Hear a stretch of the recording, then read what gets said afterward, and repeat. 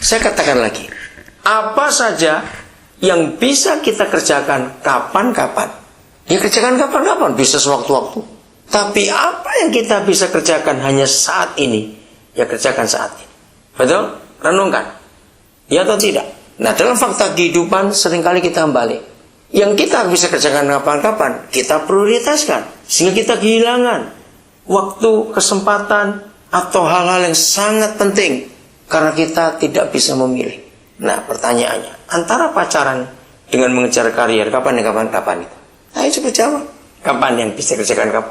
Apa yang bisa kerjakan kapan-kapan? Pacaran. Mau umur 60 pacaran nggak ada yang larang juga. Loh betul nggak apa-apa. Tapi kalau umur 60 mulai semester 1, wah, betul nggak? Mana lebih lucu? Ngerti contoh ini saudara? Maka itu kita harus punya prioritas dalam hidup ini. Harus tentukan itu. Nggak usah takut. Tadi istri saya belikan saya majalah Time, dia tahu bisa baca. Nah, saya nggak sempat lihat majalah ini. Dia ngeliat. Ya, ini majalah yang terakhir untuk Time Desember 29 sampai Januari 5. Yang Man of the Year adalah Barack Hussein Obama. Saya nggak baca dia, tapi saya baca bagian penting dari majalah ini. Di bagian terakhir di majalah ini ada tulisan farewell. Nah, di sini disebutkan siapa-siapa yang mati selama tahun 2008. Nah, di antaranya saya sudah baca berapa majalah. Yang paling mengenaskan adalah orang yang terkenal mati hampir umur 29. Kurang berapa minggu di umur 29 dia mati. Dan saudara pasti tahu. Namanya, sebentar mana dia tadi? Heath Ledger. Oke? Pemeran Joker di Dark Knight. Mati muda, dia lahir tahun 79. Ketika karir sedang menanjak seperti itu. Dunia memang sedang diskusikan apakah dia bunuh diri. Tapi yang jelas dalam otopsi itu dia overdosis. Bayangkan masih begitu muda. Paul Newman, orang terkenal, dia lumayan umur 78 dia mati. Ada banyak di sini. Mama Afrika, aduh saya nangis waktu dengar dia mati. Karena saya salut dengan perempuan ini. Hebat sekali. Dia punya pengaruh yang luar biasa. Sederhana hidupnya, tapi punya pengaruh yang hebat. Dan banyak lagi nama-nama di sini. Nah, yang kita pikirkan adalah selama hidup ini saudara, bukan umur berapa yang menentukan. Betul enggak? Tapi apa yang kita sudah capai. Dan bukan cuma apa yang kita sudah capai, tapi apa yang bisa berguna buat orang lain dari apa yang kita capai. Mikirnya begini, untuk apa umur sampai 80 tahun, 90 tahun, tapi ngerepotin orang terus. Maaf, jangan tersinggung saya ngomongin. Betul enggak? Buat susah orang. Tapi gak usah panjang-panjang lah kalau hidup kalau begitu. Tapi kalau belum umur 30, tapi sudah mencapai sesuatu, dan dampaknya itu besar, impactnya besar buat orang lain, lebih baik umur pendek, tapi ada hasil. Memang kita nggak bisa milih, itu semua tergantung bagaimana sikap hati kita. Untuk apa saja. Mari kita baca Roma 14 ayat yang ke-7. Saya suka sekali firman ini. Silakan yang bahasa Inggris, bahasa Indonesia kita baca. Kita bersyukur di hari yang pertama tahun 2009 ini, apa memberi kita kesempatan bisa duduk bersama-sama memuji Dia. Kita mendengar kesaksian, kita bisa mengerti hatinya. Luar biasa. Sudah, silakan dibaca. Sebab tidak ada seorang pun di antara kita yang hidup untuk dirinya sendiri, dan tidak ada seorang pun yang mati untuk dirinya sendiri. Ya, bahasa Inggrisnya cepat ayo. For none of us lives to himself, and no man dies to himself. Ya, saya akan ambil kalimat terakhirnya.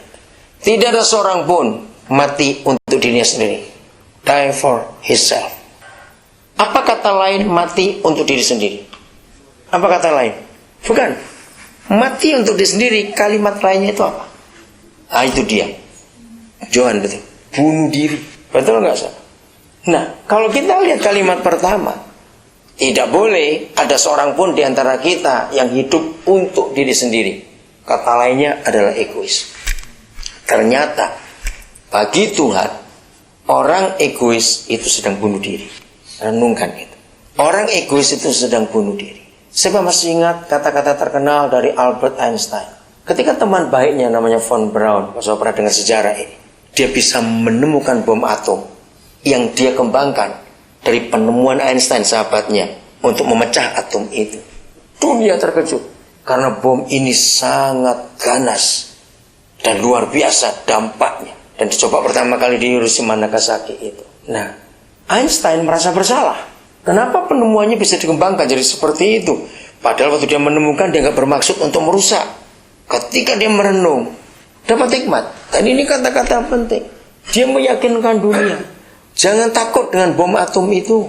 Memang dia berbahaya, tapi saya menemukan ada yang lebih berbahaya daripada bom atom, yaitu orang yang nggak punya rasa peduli, nggak punya care dalam hidup. Saudara, lama saya merenungkan kata-kata itu. Masa sih orang nggak punya rasa peduli bisa lebih berbahaya dari bom atom? Dasar kita lihat dunia seperti ini. Saya sudah baca bukunya Bill Clinton.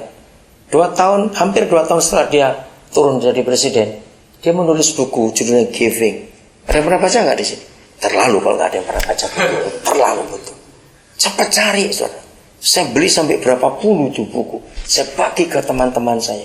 Kamu baca. Diawali begini, Bill Clinton itu sadar bahwa hampir semua, kalau nggak dikatakan semua presiden Amerika, begitu mau turun, sudah ada post power syndrome. Kalau kata itu, mereka pada ketakutan. Dalam time ini kasihan, Bush rankingnya jauh lebih jelek daripada Nixon. Kasihan sekali. Oke, pasti salah mengambil keputusan dalam hidup. Nah, Bill Clinton ingin menyadarkan pada presiden-presiden Amerika setelah dia maupun sebelum dia, bahwa jangan punya post power syndrome. Walaupun kamu sudah keluar dari gedung putih, kamu tetap bisa berharga kalau kamu hidup itu memberi. Giving judulnya. Cari, saudara. Saya selalu mengimbau orang-orang untuk membaca. Di situ dia ceritakan orang-orang di dunia, dari yang sederhana sampai orang yang paling hebat, yang punya dampak dalam hidup memberi. Salah satu di situ disebut Rosa Parks. Ya, Rosa Parks ini wanita kulit hitam pertama yang nekat berani menentang dominasi orang kulit putih. Waktu dia meninggal kira-kira 4 tahun yang lalu, saya lupa.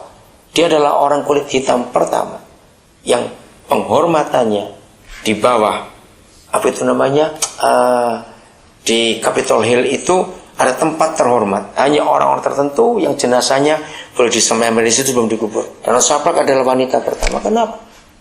Tahun 55 dia berani melawan. Waktu dia naik bis, itu tempat orang kulit putih. Dia sengaja. Dalam satu bis dulu kan dipisahkan. Orang hitam di belakang, yang kulit putih di depan. Dia nekat. Wah, dia dimaki bagi nggak peduli. Dia jadi pahlawan dengan itu. Nah, sederhana. Bill Clinton berkata di situ, dia nggak memberi uang, dia nggak punya harta benda karena bukan orang kaya, tapi dia memberi dorongan untuk orang lain berani berbuat juga. Melawan kekuatan yang salah, itu harus memberi. Tadi pagi saya sharing kepada beberapa anak kami sambil doa. Saya belajar begini. Dan dari tahun 74 sudah. Waktu itu saya kelas 3 SMA.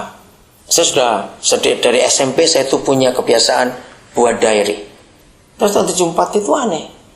Tiba-tiba pas 1 Januarinya, Papa berkata kepada saya, Daniel, mulai hari ini tambahkan apa saja yang kamu catat sepanjang hidupmu mulai hari ini.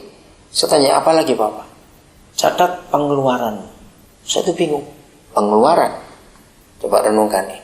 Nah, biasanya semua orang nyatakan pemasukan. Betul nggak? Bukan pengeluaran, karena pemasukan total. Saudara, saya tidak sadar 4 tahun kemudian, tahun 78, Roh Kudus ingatkan, kamu coba buka kembali buku harianmu di tahun 74. Saudara, terus saya coba hitung berapa pengeluaran saya. Jadi masuknya saya nggak pernah tahu. Maka itu sampai hari ini pembukuan saya tetap menghitung pengeluaran. Yang soal akuntansi akan kaget lihat prinsip ini. Karena di mana-mana orang hitung balance, itu kan pemasukan dulu baru pengeluaran. Betul nggak? Seluruh dunia hukumnya kan sama. Tapi ternyata Papa di surga tidak. Nah, kenapa saya harus hitung pengeluaran bukan masuk? Karena sejak saya jadi hamba Tuhan sampai hari ini, masuknya itu nggak pernah tetap, keluarnya yang tetap. Nah, karena keluarnya tetap, yang dihitung yang tetap dong. Masuknya nggak pernah tahu kok. Masuk nggak pernah pasti. Beda dengan orang bisnis, beda dengan orang yang kerja. Gaji berapa sudah tetap, bukan sebulan. Kalau saya tidak. Nah, 4 tahun kemudian saya baru sadar, oh iya, jadi pengeluaran ini. Dan waktu itu Roh Kudus tunjukkan kepada saya, saudara, berapa persen yang saya pakai untuk pribadi, dan berapa persen saya pakai untuk orang lain.